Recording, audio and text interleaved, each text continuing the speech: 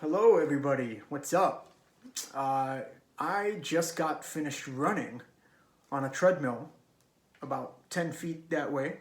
So I'm all sweaty and completely exhausted, but I got the urge to film another episode of my unimpressive collection. So that's why I'm in the state that I'm in right now, but doesn't really change the fact that, the place that I filmed these episodes is right here. My records were right there, so why not, right? So we're going to get started with the next record that I'm going to be talking about. It's a bit different than the last few records that I've talked about. We're going to be talking about Municipal Waste. Waste 'em all. So, Municipal Waste, they are, I would consider them a thrash band, very thrash influenced. Some might consider them a punk rock band, hardcore band, very fast, definitely hardcore influence, but I would say they pull, if they are influenced by hardcore, they're more influenced by bands like DRI and Corrosion of Conformity. Definitely influenced by like thrash metal bands like SOD, crossover type of stuff. Very, very fresh take on it, though. A lot of fun, very, very energetic, very good live, and pretty modern. They're a band of the last 20 years as opposed to the last 40 years or 35 years or so. We're going to be talking about Municipal Waste's first album called Waste 'Em All. Municipal Waste has become pretty popular. I don't know if they really play so much anymore. I honestly don't know if they officially broke up or not. But I know that Tony, the singer, he sings in that band Iron Reagan, and they're more active lately. So I feel like he kind of swapped that band for the other, and focuses on Iron Reagan now. I don't really hear a lot about Municipal Waste anymore, but they were at least active until up until like maybe 4 or 5 years ago. This album, their first full length, came out on 6 Weeks, which is I would consider it a hardcore label. They do a lot of grindcore, thrash, some power violence stuff, but I would consider it in the vein of hardcore for sure. 6 Weeks is a label that's run out of California by Jeff and his wife Athena. Athena was in that band Votsec, and Jeff is in Capitalist Casualties, or is whatever. Just small label run out of California, but tons of releases, and I would say this is probably one of their best sellers, for sure. So if you've heard Municipal Waste, you know that they are like a pretty tight band, very polished. They're on Earache as of late. Their last 4 or 5 full lengths came out on Earache, and that's kind of like how they hit it pretty big in the metal world. Got pretty popular. After this album, they got a new drummer named Dave Witt, or Whitty. I forget how you pronounce it, but he was the drummer of Discordance Axis, Burnt by the Sun, East West Blast Test, things like that. Very technical, very proficient, excellent drummer. We'll get to this a little later, but in my opinion, not a good fit for Municipal Waste. Can't talk. Not a very good fit for Municipal Waste. Their albums with him on them are pretty decent. I think they're like definitely good musically, and you can't deny his skill level. But what makes this first album of Municipal Waste special is the drumming. And this was actually when they had their original drummer, Brandon. Rest in peace. Brandon passed away a few years ago. Very, very sad. Very, very nice guy. I only got to meet him like once or twice, but incredibly talented, very, very prolific dude. He put out a lot of records on his label. I can't remember what the fuck that label was called now. And that really bothers me. But, I don't rehearse these episodes, so it is what it is. Maybe I'll remember that sometime while I'm filming this, but I can't remember the name of Brandon's label, but he put out a bunch of stuff. You know, Government Warning. I think he did some Double Negative stuff. Wasted Time. He put out that band Wasted Time, a few 7-inches of theirs. Yeah, he did a cool label, and at some point, hopefully, I'll remember what it's called. But yeah, rest in peace, Brandon. Your drumming was incredible. I am very fortunate to have gotten to see you play live. But yeah, we'll get to why that is so special on this record as we go.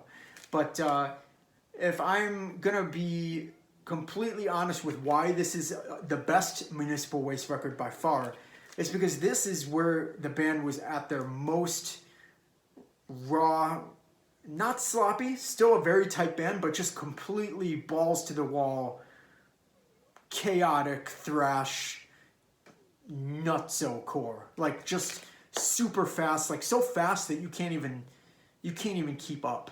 And I don't mean fast as in like, you know, grindcore, like I mean fast like just like you could literally injure yourself headbanging to this because it's just so fucking fast. Just nonstop circle pitting the entire time this record is going.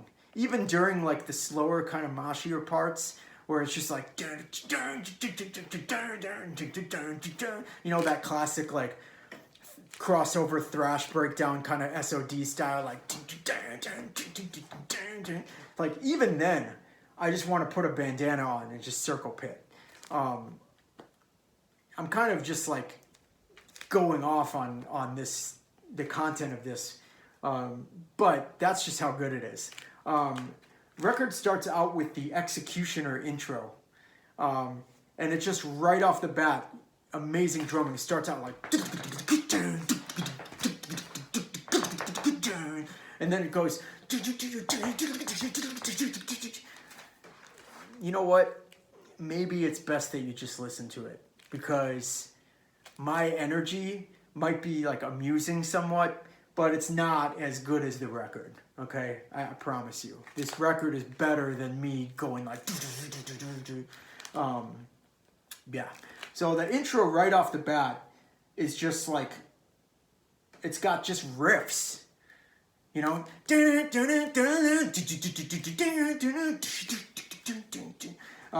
And then it goes into a fast part. So it's like an intro that's got like simultaneously like mosh and fast thrash.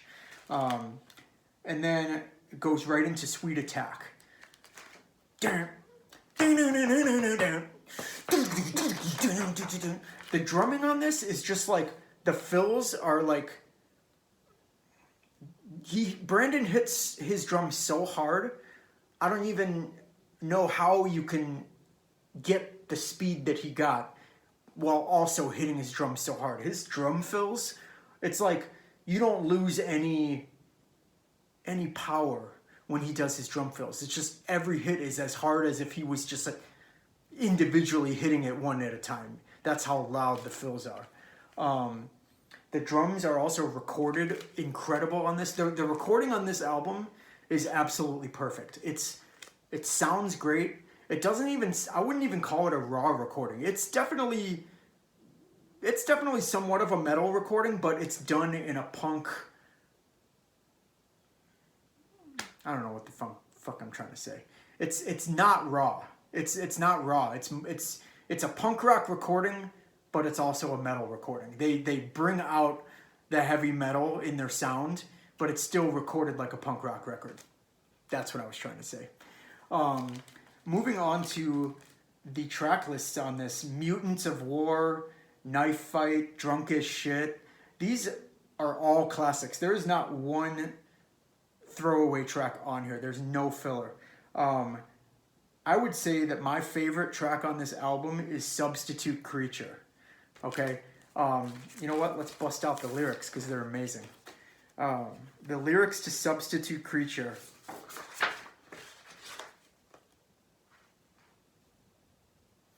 At Municipal High today, 1,000 kids were slaughtered in a disgusting way. Students with severed heads and mutilated limbs. The ones who made it out alive were covered in slime. if you listen to this song, it just gets even better than these lyrics. It's about a weird creature that's a substitute teacher at Municipal High and kills all the kids. And my favorite part in this song is right before they go into the final break, where it's just got it's seriously like very hard, but it's also, you just have a smile on your face the whole time. But it's just like substitute creature, and she's always on your ass. But right before they go into that breakdown, you hear the singer, Tony. He goes, "Strange things are afoot at Municipal High, man." They've got this real, like, kind of 80s, like, Bill and Ted stonerish vibe to them at times. And you kind of get that feeling. It's kind of like that eating a bag of potato chips in the back of the convertible. You know what? That probably doesn't make sense to most of you, but that's just what Bill does in Bill and Ted's Excellent Adventure when his mom picks him up from school. But yeah, it's got like a real like stoner kind of like 80s burnout thrash metal vibe to it. And I love it. All their songs are about drinking or like thrashing or like substitute creatures eating kids at school. I mean, you know just from what I'm telling you that this record is amazing, and you couldn't dispute it because of the facts that I'm giving you about it. But it really is worth a listen if you haven't heard it. It's something. It's really something. So yeah, Substitute Creature, my favorite track on the album. They've also got a song called I Want to Kill the President, which is amazing. Thrash, Don't Mind If I Do. The Mountain Wizard, Jock Pit. It's obviously a song about like jocks moshing, which is pretty funny. God. Municipal Waste. One time I saw Municipal Waste live in a basement in, I believe, Baltimore. It was a place called the Broasis. And anyone that's from the Baltimore punk or hardcore scene has probably been to a show at the Broasis. They probably haven't had shows there in years for all I know. But it was just a house that a bunch of dudes lived at. Mike Riley from Pulling Teeth lived there. Rob from Ruiner lived there, I believe. Bunch of people. But I saw Municipal Waste there with Annihilation Time and Holier Than Thou. And I think the reason I saw them was because my band played too. We were on tour or something. Our singer was friends with the dude from Municipal Waste, so we got put on the show. But this was a basement, a house show, and all I remember is that number one, Municipal Waste was unbelievable, and it was just a circle pit the entire fucking show. But also, somebody lit a couch on fire inside this house, and that was either during the Municipal Waste set or during the Annihilation Time set. And honestly, if my memory serves me correctly, and this would make sense, it was during the Annihilation Time set, because that band was just. They were from Cleveland, and those dudes were just out of their fucking minds. Super nice dudes, but just completely fucked up. And I'm pretty sure it was the singer, Jimmy, that tried to light that couch on fire. But he might have done that during the Municipal Waste set. So I guess it's relevant, right? But bottom line, this show was nuts, and Municipal Waste was nuts. They were one of those bands that you would just like, the room would explode, and you're just there to have a good time. And honestly, probably get hurt during their set too. You know, I don't want to compare them to like the Cleveland bands. Like, you know, they don't sound like Gordon Soley motherfuckers. Actually, you know what? Some parts might actually, they have that thrash appeal kind of. But the chaos factor is definitely similar when it comes to like at least Municipal Waste back in the early 2000s when I saw them. This is... Whoop, I do that a lot. I flip the record. I'm going to wrap this up. This is the best Municipal Waste record, and it is absolutely worth your time. Waste them all.